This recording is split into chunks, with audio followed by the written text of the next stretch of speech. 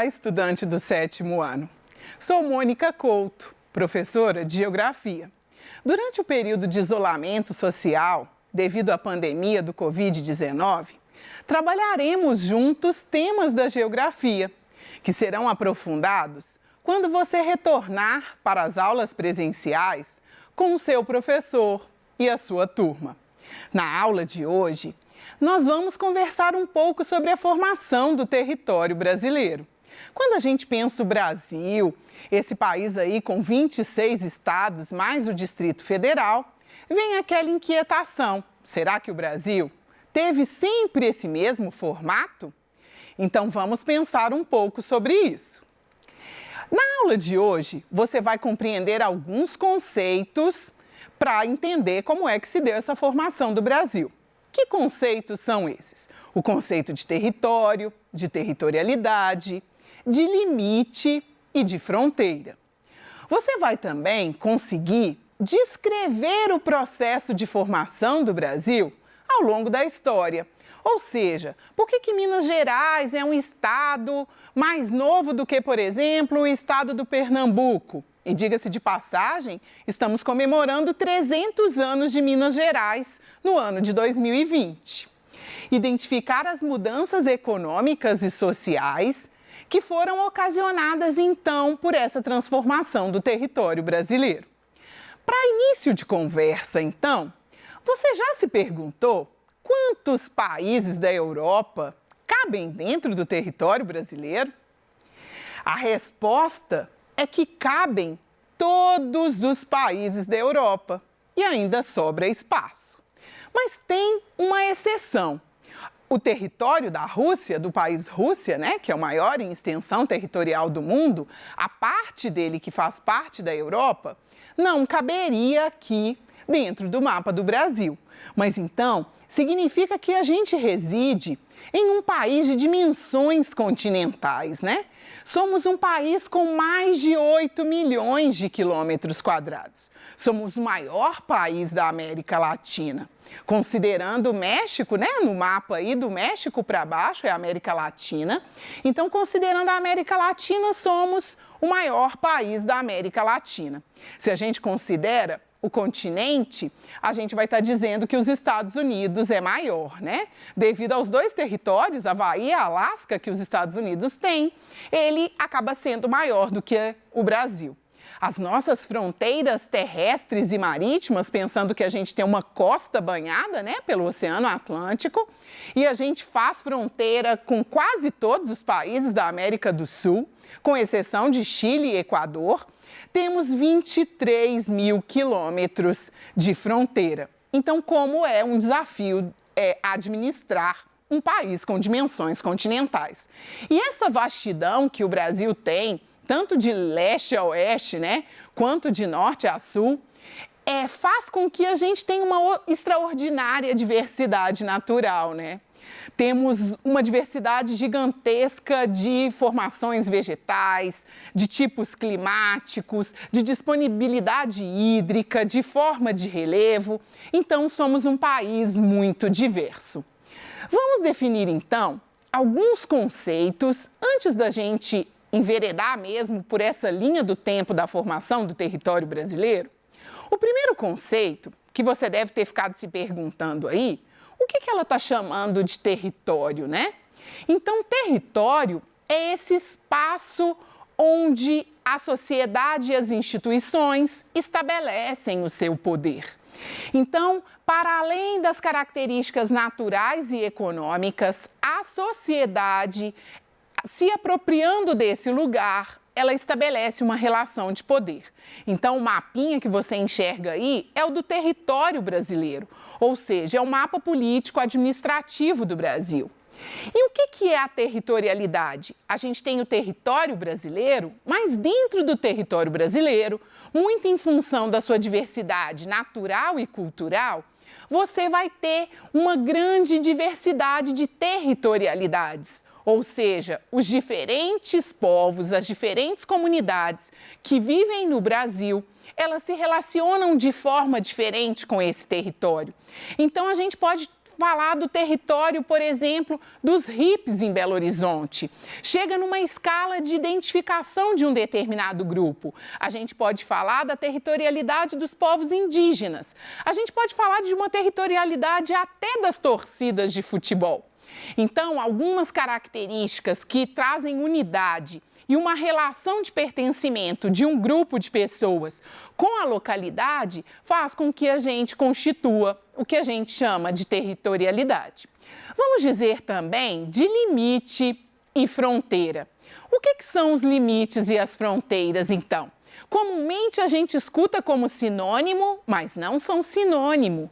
Limite é aquela linha imaginária ou um fenômeno geográfico que divide um país do outro, uma cidade da outra, um estado do outro.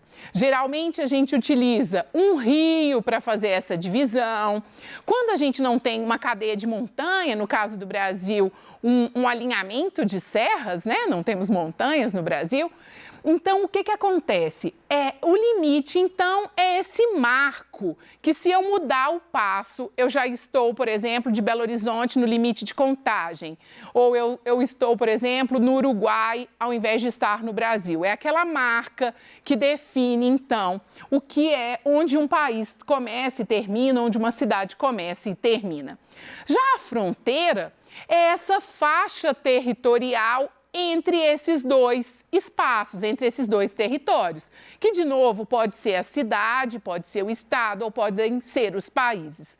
Aqui no mapa, eu trouxe para a gente pensar um pouquinho, já que a gente está dizendo de Brasil, sobre a fronteira marítima do Brasil. Essa fronteira, ela ganhou um nome de Amazônia Azul. E o quanto é importante essa fronteira para o Brasil?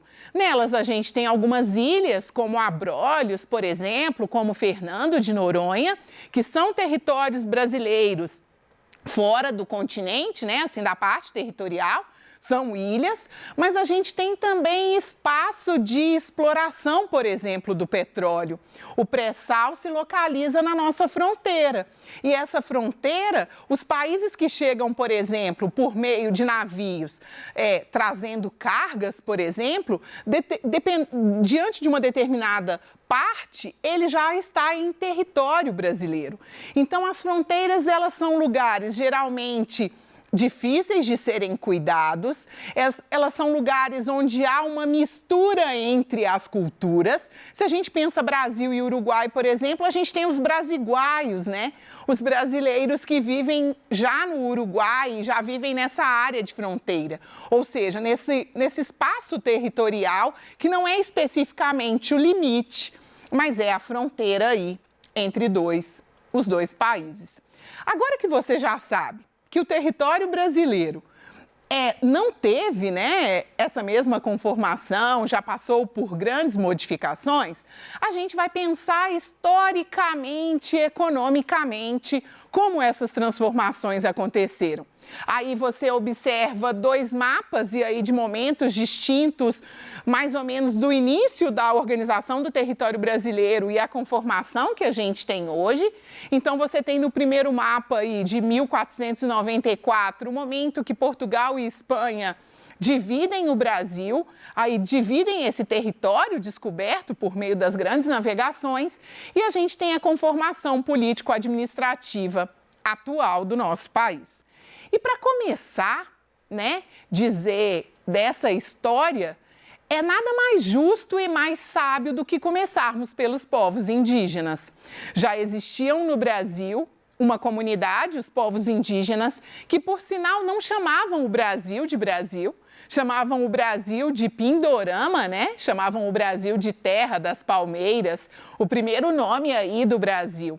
Então, a população indígena é a população que primeiro ocupou esse território. Então, o Brasil já era um território, pois já existia um povo, as diferentes etnias indígenas, que ocupavam esse território e estabeleciam uma apropriação desse território, utilizavam esse território. E até hoje guardamos na nossa cultura importantes traços dessa população, né, que a gente vai discutir mais aí ao final.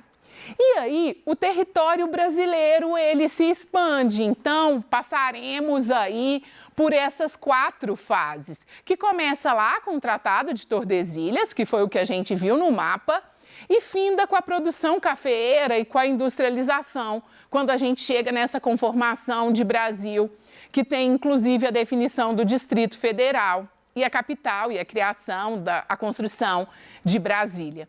Dizendo então do século XV e XVI, final do XV e início do XVI, a gente tem 2 marcos importantes para pensar.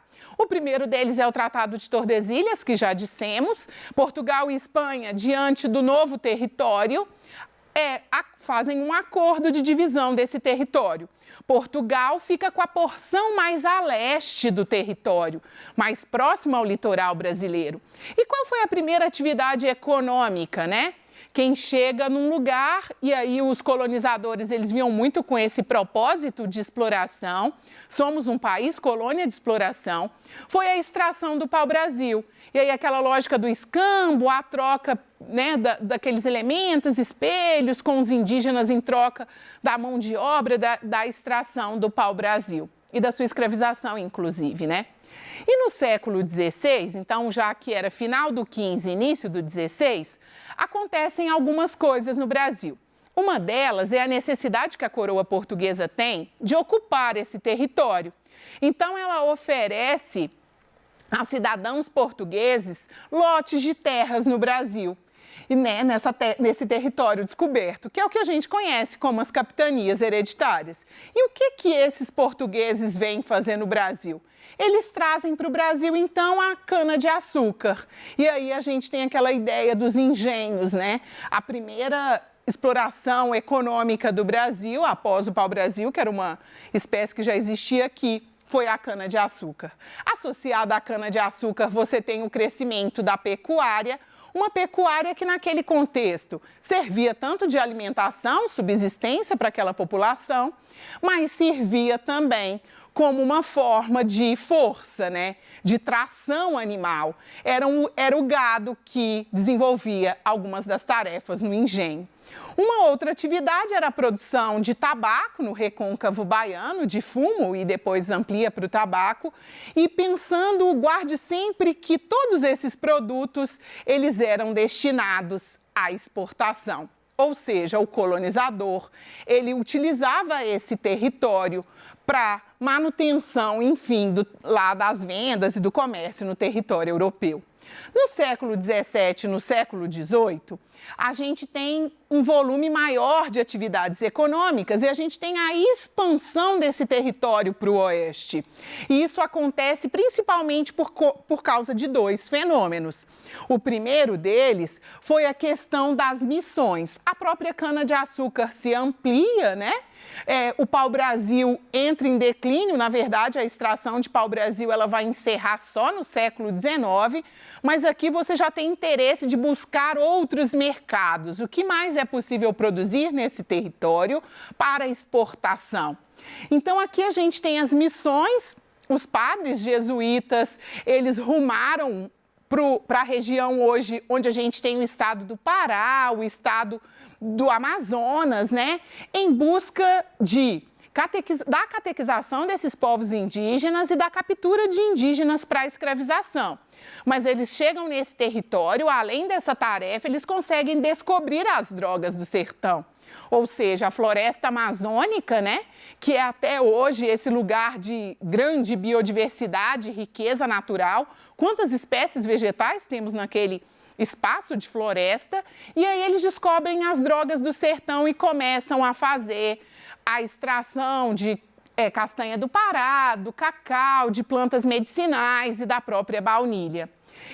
Uma outra frente que causa a expansão agora mais para a região centro-oeste do Brasil e para o sudeste foi a questão das bandeiras. Então, os bandeirantes, né, associados aos tropeiros, eles rumam para o interior do Brasil. É o que a gente chama de interiorização. Essa interiorização, então, gera a descoberta dos minerais, né? Estamos dizendo de Minas Gerais, né? O nome do nosso estado remonta a essa história. que completa esse ano, então, como eu disse lá no início, 300 anos de Minas Gerais, né? Então, o que acontece? A descoberta do ouro, as bandeiras, elas tinham a intenção de encontrar mesmo, ir em busca de ouro, de diamante, de pedras preciosas, mas tinha também a intenção ainda de captura e escravização dos indígenas. Aqui, com a questão das bandeiras, a gente tem a criação de estados como Goiás, Minas Gerais e Mato Grosso. Então, há uma expansão desse território brasileiro, há uma interiorização desse território. A gente diz interior porque o colonizador ele chegou pelo litoral, né? Então, o avanço para o oeste a gente chama de interiorização. No século XIX, no século XX, as produções elas se expandem mais, as atividades econômicas elas ganham outras dimensões. Então surgem outros cultivos, a agricultura que cresce muito. E aí a gente vai ter a agricultura de pelo menos 4 cultivos aí: o cacau, o algodão, o café e a extração do látex. Lá na Amazônia, acaba sendo descoberta nessa proximidade, aqui já não temos mais os jesuítas, já houve uma cisão com Portugal e os padres voltaram para Portugal, mas você tem no contato com essa comunidade tradicional lá, da região amazônica, a descoberta da seringueira e do látex. Aquela população já fazia a extração da borracha. Então, vira uma atividade econômica importante, mesmo porque estamos num período de revolução industrial. A borracha ela vai ter um papel muito importante, principalmente na indústria automobilística. O cacau ele vai se expandir não só no recôncavo baiano, mas também em regiões da Amazônia. O algodão vai se concentrar no Nordeste, mais especificamente no estado da Paraíba, e o café vai vir na divisa para o sul de Minas e São Paulo. Então, temos aí nova conformação e novas produções. A implantação das ferrovias para escoar essa produção dos minerais, ela teve um papel importante, tanto de dispensar o que era produzido no interior do Brasil, mas também de trazer imigrantes e trazer uma população diferente aí, os imigrantes principalmente japoneses, alemães e italianos, que chegam e vão se fixar no sul do Brasil. Em 1960, o estado do Goiás é desmembrado. Então, o estado do Goiás vai abrigar a capital do Brasil, Brasília, vai ser transferida, então, a capital do Brasil para Brasília. Em 79, você tem a divisão também do Mato Grosso, né, em Mato Grosso e Mato Grosso do Sul. E a Constituição de 88 define mais uma perda de território para o estado do Goiás, que foi o estado do Tocantins. Então, a gente tem hoje uma República Federativa do Brasil. Quando você for preencher um formulário e aparecer lá a unidade federativa, leia que é o estado onde você vive. Então, temos 26 estados e o Distrito Federal. Aqui era uma atividade para a gente pensar, então, um pouco como é que essas atividades econômicas fizeram a expansão do Brasil. Só chamando a sua atenção, então, o extrativismo vegetal foi responsável pela ocupação do norte do Brasil. A produção pecuária e da agricultura da cana foi responsável pela distribuição da população no litoral. E na parte mais central do Brasil, a gente fica com a agricultura e com a mineração. Então, as atividades econômicas, elas proporcionaram a ampliação do nosso território. Uma curiosidade, né, para a gente já encerrar, já indo para o final da aula, o Brasil não vai do Oiapoque ao Chuí. Na verdade, o correto é dizer que vamos do Monte Caburaí ao Chuí. Então, quando alguém te disser, o nosso país vai do Oiapoque ao Chuí, não, o nosso país vai do Monte Caburaí ao Chuí. Uma descoberta em 1930, mas a gente tem hábito de dizer disso, né? Então, na aula de hoje, a gente viu que o território brasileiro Ele foi formado a partir, muito especificamente, do desenvolvimento das atividades econômicas. A gente viu que o território é uma construção histórica e social, né? Nós, enquanto seres humanos, somos responsáveis por essa apropriação e por essa construção do território. Cabe lembrar que ele já era um território antes da chegada dos portugueses, porque aqui já viviam os povos indígenas. Para a gente terminar a nossa aula, hashtag Crescemos Juntos, né?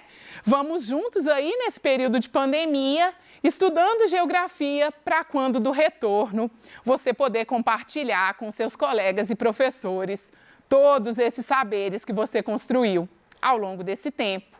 Até a nossa próxima aula.